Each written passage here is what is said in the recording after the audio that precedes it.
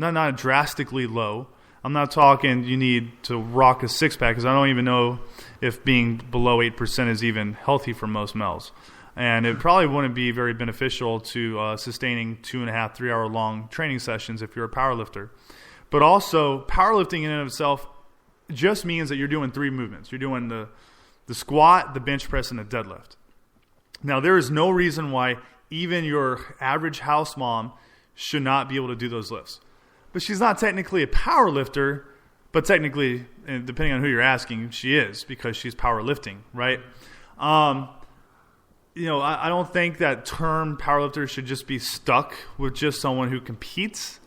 I think that everybody should try to, incorporate the 3 main lifts into the regimen, especially if they want to look nice. I mean, what will give you better legs and better glutes than the squat and the deadlift? I mean, there's nothing else that rivals those two. And people, smart people argue about which one's better. They don't argue about, hey, maybe the leg press is better than squat. No, that doesn't come up if you know what you're talking about. So that's pretty much it. Yeah. I think also what I wanted people to understand too, like these powerlifting movements, I think they should be considered as a movement, because it's a movement. Instead of looking at it as purely just some like glorified thing, it's a powerful movement that you can add into your arsenal for a lot of things. And when you look at the deadlift and you're trying to break down the deadlift, aside from you being able to lift more weight and you're getting more development in your hamstrings, your glutes, your rectors, your scapular adductors, all these beautiful things. In simple terms, what that's doing for you, it's improving your posture tenfold, number one. But number two, it's improving the power you can produce through your posterior chain. And that's so important, because when people are walking around about their day, you need to be able to absorb force. And if you're walking and you have a very stressful job that requires you to be really physical, if you don't have a very strong backside, something's going to give out. Like either your knees give out or your ankles begin to give out because they're not being supported anymore. You're overdeveloping one muscle group over the other. And I think powerlifting, like, you can't hide from powerlifting. Like, if you're in the powerlift, every weakness comes out. When you're underneath that barbell, everything comes out. And it can be very vulnerable. And I just thought maybe you could touch on, these perceived weaknesses that people start to find underneath the barbell, and why they're important to find. Why it's important to actually expose yourself to these weaknesses, because something greater is on the other side. Well, I kind of learned this the hard way, and most of you probably will also. Those weaknesses will come out a lot of times whenever you start to put weight on the bar, because what's going to happen is you're going to strain a muscle. And it'll probably be your lower back or your hips. And I'll take the lower back over the hips any day of the week, because the hips can take about 3 weeks to heal. But the way, and this is one reason why I wish I had a coach, the best way to evaluate your weaknesses is to have a coach watch you perform the movement. If you don't have a coach, another way that you can do it, of course, is film yourself. But you're going to have to film yourself from multiple angles to see what's really going on. And the third way, which is going to require you to be an advanced lifter, and by the time you're advanced, you're already going to have certain ways to figure out your weaknesses, is to just feel. You just feel what's going on. You can feel if the bar is leaning. You can feel if this muscle's is just working harder than the other side. For instance, I had my right ankle. I had surgery on it on September 5th. And my right leg is not yet as strong as my left leg. So I'm having to do some isolation work outside of the gym to bring up my right leg strength. And at the same time, I'm having to really stretch out my left side because it's getting really tight, because it's working a little bit harder. So those muscles are wanting to protect themselves. And, I know that because I had surgery. It's just apparent that this would happen. But as far as you figuring out your weaknesses, I don't think there's any better way than having a coach. And if you don't have a coach, film yourself. That's really the only 2 or 3 ways that you can figure it out. Yeah, I think having an objective perspective is really powerful. And even me being a coach here, it's great to be able to walk into a different gym and just have someone watch me and tear me apart, tell me like where I am like falling apart, because oftentimes it may feel fantastic to me, but I may not notice a very slight weakness that I may have, or it's actually a big weakness and I've been ignoring it for years. and then it can come up as I lift heavier and heavier weight. So, like we were talking about with powerlifting, I think it's an important tool. It's an important tool to add to your arsenal of movements to make you a stronger person in several ways. And I do want to touch on the squat with you because you are the squat master. And anyway, so squatting is we kind of talked about this on a previous podcast with Christy Powell, who's a physical therapist here, and we kind of talked about the benefits of squatting and why it's such a powerful movement. We've had it since we were children, like babies. We could automatically squat. The pattern was in our nervous system. So people always have the debate between squats and deadlifts, of course. And I am curious to get your take on squats. I know you favor the squat a lot, and it's a very powerful movement to you. Could you touch on why squats are important and why you think it's a very powerful movement? Oh yeah, definitely. Squats. The reason why they're important is because when you engage with your environment, you're constantly squatting down. Nobody walks around with a rigid torso everywhere they go. Even if you're just sitting on the bed to fall asleep, you have to squat to sit, and then you lay on the bed. If you have to use the toilet, of course, everybody likes to use that metaphor. Then you have to squat down, you have to use the toilet, right? But even though that's not the way we originally used the bathroom, but that's a whole other topic. But the reason why, squatting is powerful because it works every muscle in the body. There isn't a single muscle that can hide from the squat, especially when the barbell is loaded directly over your spine. It's hard to say like what do you want me to like when you're talking about powerful? So just talk about like why my curiosity about the squat is, at least when it comes to comparisons, like people talk about, like deadlifting is way better for posterior chain development than squatting, and someone's like, no, squatting is better than deadlifting. What is your take on the whole debate between those two aspects? Well, that's a whole nother topic. Yeah. The deadlift is a great movement as well, but the squat requires so much more technique.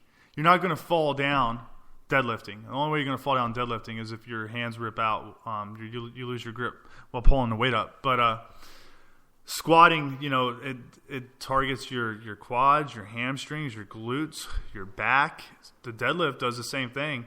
The only reason I argue that the squat is a much better way to build muscle and strength is because the deadlift, regardless of how perfect your technique and form is, it's going to put more load on your lumbar area.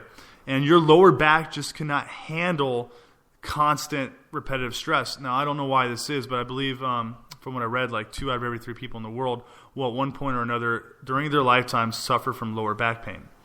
So that could be because during the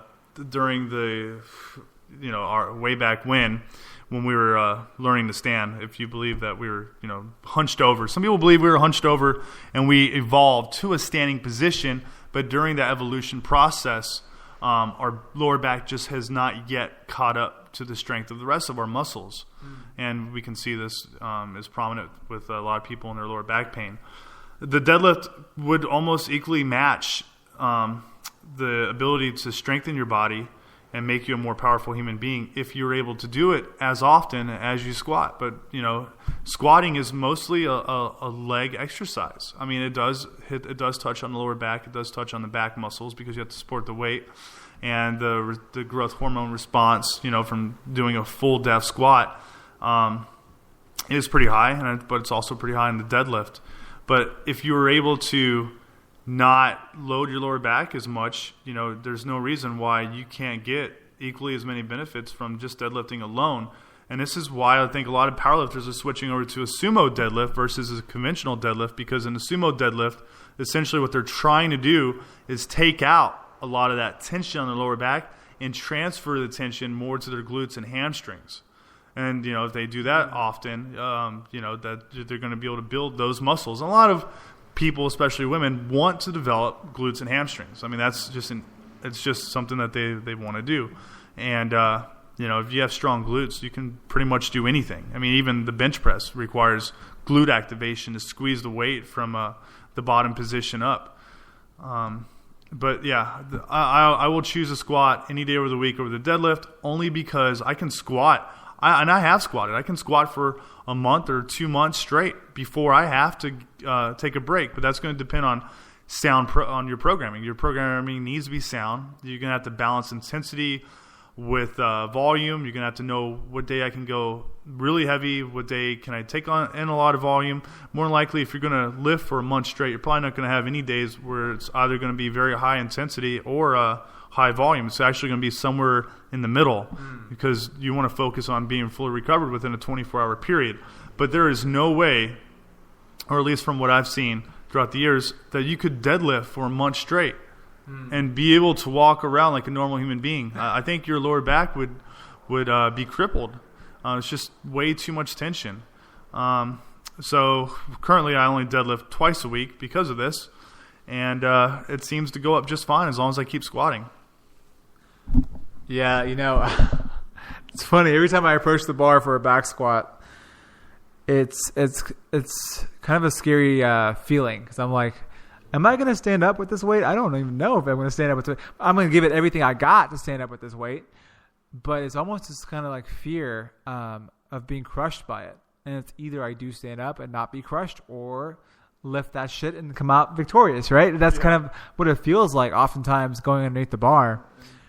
And the funny thing is I actually never even possessed the fear of being crushed by the weight until I was actually crushed by the weight. So do you find that now that you had that injury underneath that load, do you possess the fear now? Yeah, like I said earlier, it's all I think about. I have a competition coming up next month at Texas A&M. It's called the Aggie Showdown.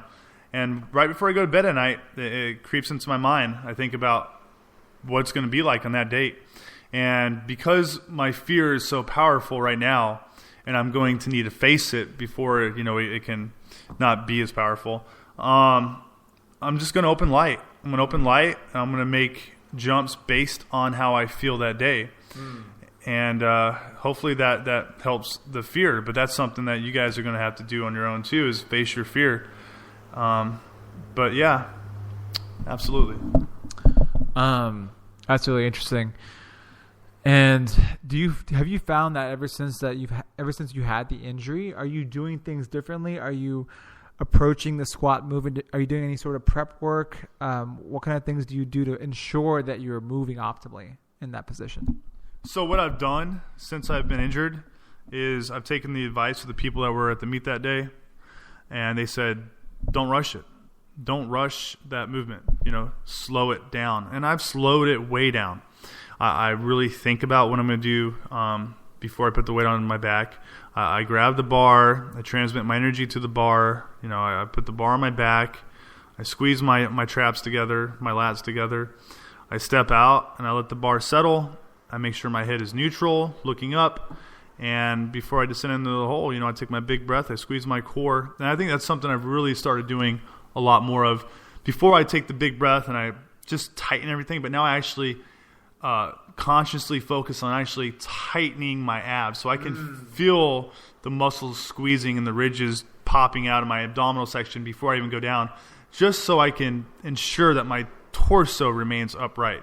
Because if your torso is upright, the chances of you falling over are decreased.